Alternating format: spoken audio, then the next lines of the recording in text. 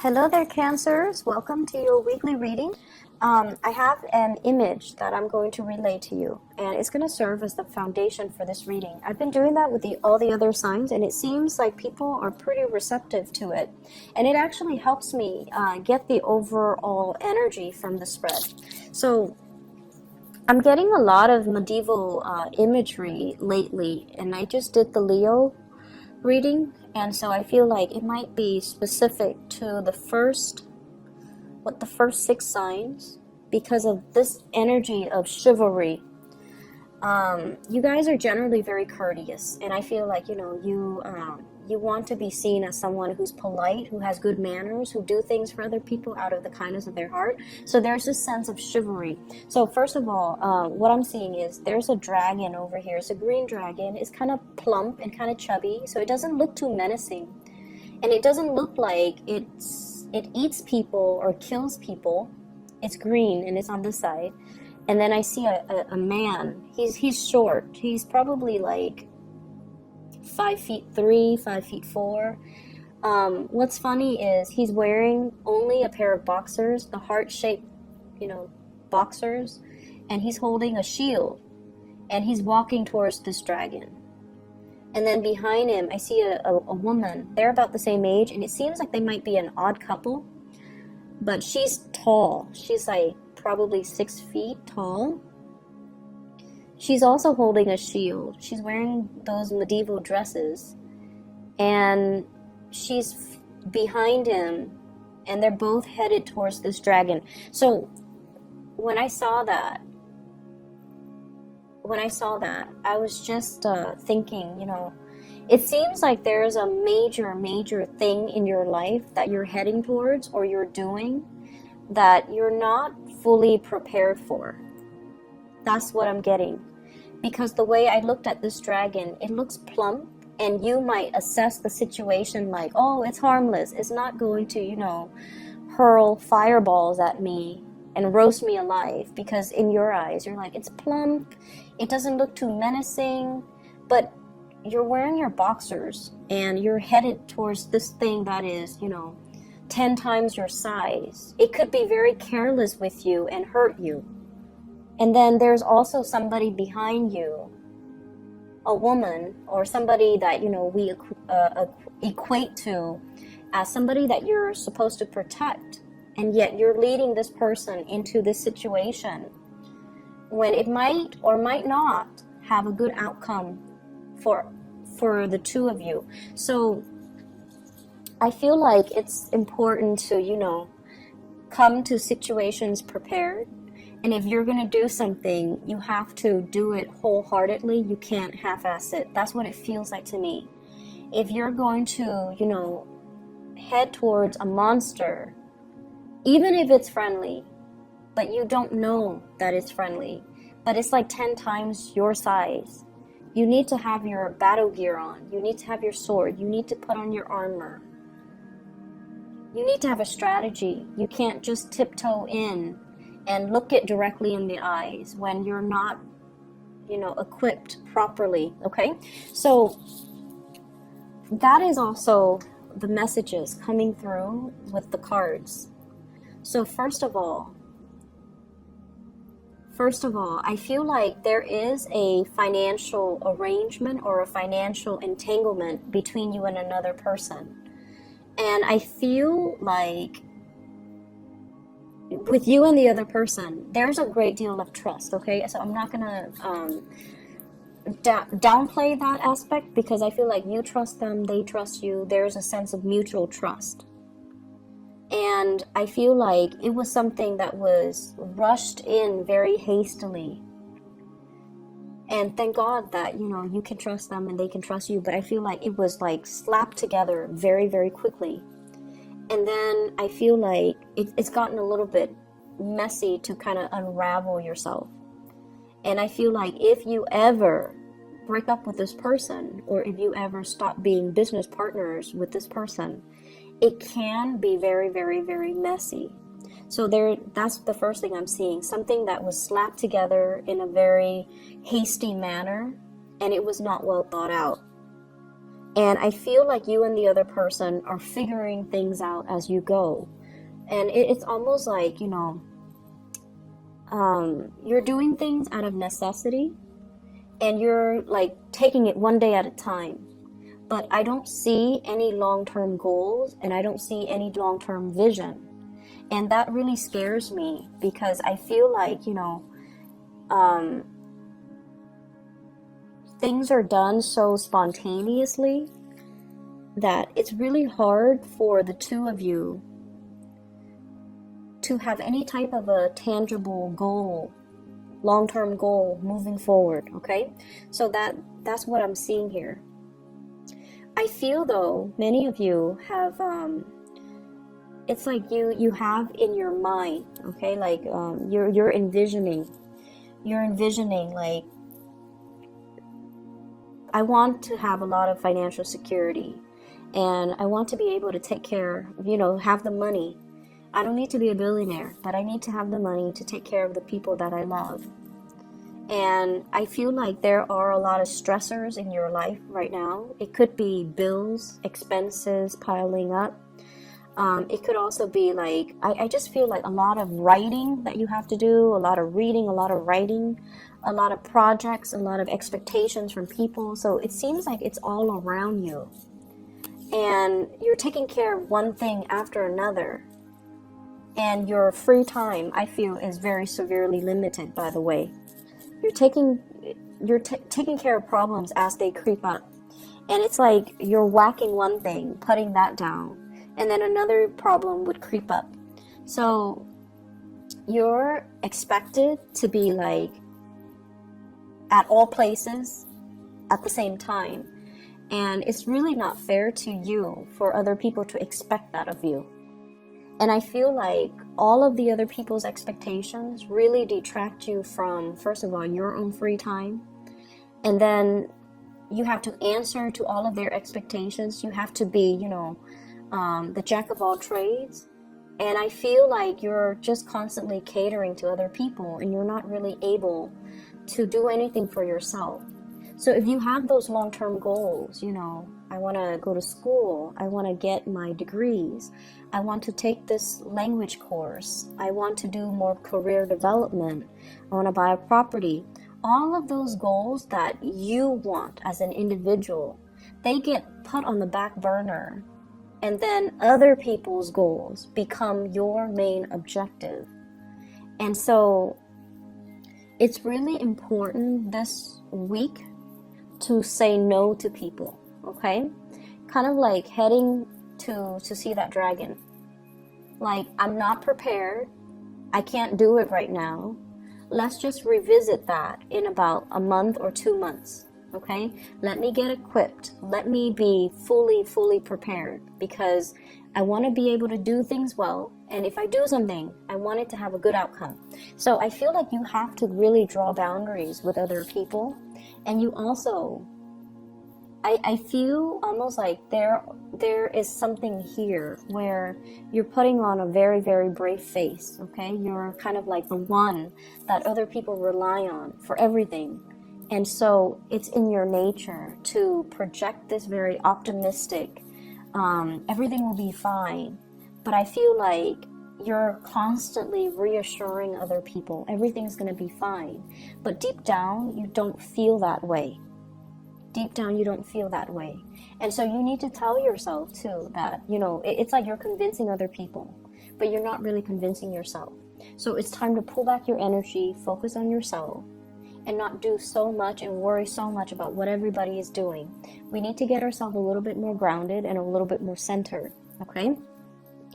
For those of you there who might have recently taken on a job, I feel like they're promising you a lot more than they're able to deliver, okay? And then I also feel like for those of you who have a job right now where you are constantly in the public eye, people see you, you're very visible, they recognize you, there might be some fame, some fortune associated with it. There's some type of a backlash. So when things are good, when like you when you make progress, when you say the right things, everyone sees that you're capable and competent. One thing goes wrong, and of course they're going to blame the person who's the most visible, right? So I feel like there's something here about being very visible. It's kind of like that lightning rod, you know, you're very visible, so when the attention is very positive, it's all on you. And then if one single thing goes wrong, they forget everything that happened before, and the negative attention is focused on you. And so it's very, the energy is very, very extreme. And it seems as if, you know, your performance is heavily scrutinized, or your performance is being heavily monitored. So whatever you're doing at work, be very careful about, you know, if there has been any type of theft, any type of underhanded dealings, if there has been any type of, you know, doing things that you're not supposed to, just put a stop to it, because we are currently in Mercury in retrograde, and I mentioned this before many times with many signs. It's a time where people slip up, we're not as careful as we need to be, and things get found out. Okay, so I feel there's an element here about secrets being unearthed. We have here the High Priestess, secrets coming to light, and it could create a big rift between you and other people. Three of Swords, separation, pain, anxiety. And so that's what I'm feeling here. There was, when I got the image, there was a person, there is a person behind you. And I feel for many of you, you're with somebody that takes a lot of risks. They're very, very risky. So this can be mild, where, you know, they're inspiring to be with, they're fun, and the two of you have, you know, you go on many adventures together, okay? Like, you travel together, you see a lot of cool things, you go to concerts, you try a lot of new things together. So it's that, you know, the man, and then I see the woman, and I'm so sorry, the image was very heterosexual, but, you know, for same-sex couples, it could be the same way, where you have somebody, if you're in a relationship, they're very fun. You kind of egg each other on. You experience life together. But from the extreme end, it's somebody that can, you know, it's somebody that you could potentially make very bad decisions with, because the two of you egg each other on, okay? So let's not let it go overboard, okay? They definitely... I feel like there's a sense of trust. It's a really interesting mix, because I feel like it's very new, but then the trust develops very fast, which is good. And then I see financial entanglement, like I mentioned, with the other person. So I feel like you and another person are just improvising. You could be musicians, where you, for example, you're a musician, you play a musical instrument, they're a singer, or they might be another musician, and then the two of you just improvise and back and forth, and you create really great music, beautiful music together. One person could be a singer, the other person can play the instrument, and you improvise, and you can get a crowd, you know, gather around you, because the two of you have great chemistry together. And so there's an element of being able to achieve fame from that, but I feel like it's a very risky venture. There's a big element of risk if you're not careful. But I definitely see, like, the ability to improvise with another person, the ability to kind of like telepathically connect with another person, where, you know, they hit a high note just as you hit a high note. It's really beautiful. It's hard for us to find people that are, you know, that can understand us on such a deep level. So I feel like the two of you have a lot of fun. But I would say that it's fun, but in terms of, you know, longevity, it might not be entirely stable. Okay? If you have recently relocated and broken up with like a person from your past, you have relocated like far, you've moved far away for a job, and you had to break off a relationship, I feel something about it coming around again, or at least you're going to be able to talk things out, or at least get some closure, or at least the other person will check up on you, see how you're doing, and there can be a transformation in that situation. So like, you might not be lovers anymore, but you could be friends, okay? So I feel like, and they might even, you know, travel to see you, and the things will pick back up again. So I don't see an end to a separation, but I feel like the two of you have the opportunities to come back together eventually. It is important though to let go of exes. You're moving on to a new phase in your life, and I feel like, you know, focus on the present moment. Focus on what you're trying to achieve and where you are right now.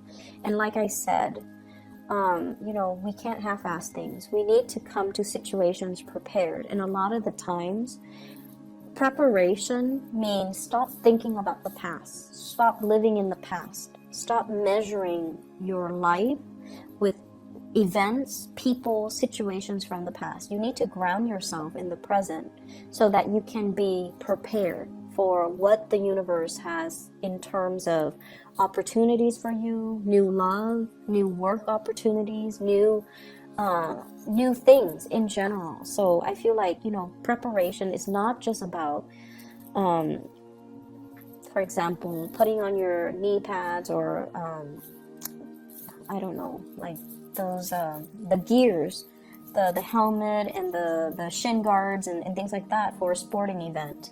It's not just about, you know, having your sword and your shield and your armor ready, getting ready to fight. It's all about doing the simple things to simply be in the present moment so that you don't miss opportunities when they're calling to you, okay? And then doing things half-ass as well. I feel like if there's a person from your past that you're thinking about heavily, and you're like, okay, I'm over it, I'm gonna get over this person, and you're still like, you know, texting them, or you're still like trying to reach out, you're not over it, okay? So either convince yourself, I'm done, I'm over it, and just block their number, delete their social media account, defriend them, whatever it takes. You have to kind of do it wholeheartedly, okay? So I feel like there are mixed messages here. You're telling yourself one thing, but you're still hanging on to a situation. And then I also feel as well, there's a job opportunity I feel coming in for you. And the message I'm getting specifically, we have here the Ace of Pentacles is in the reverse. And we have here the Seven of Cups. I feel like,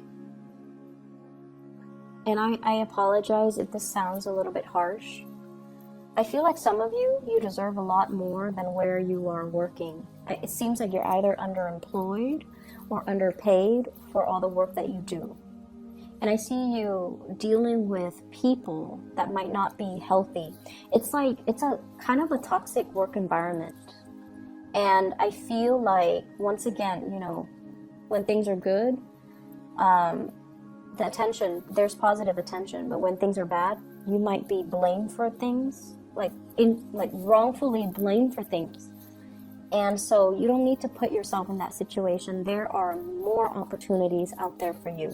But I feel like you're hanging on for some type of tenure, some type of a promotion, some type of a next step.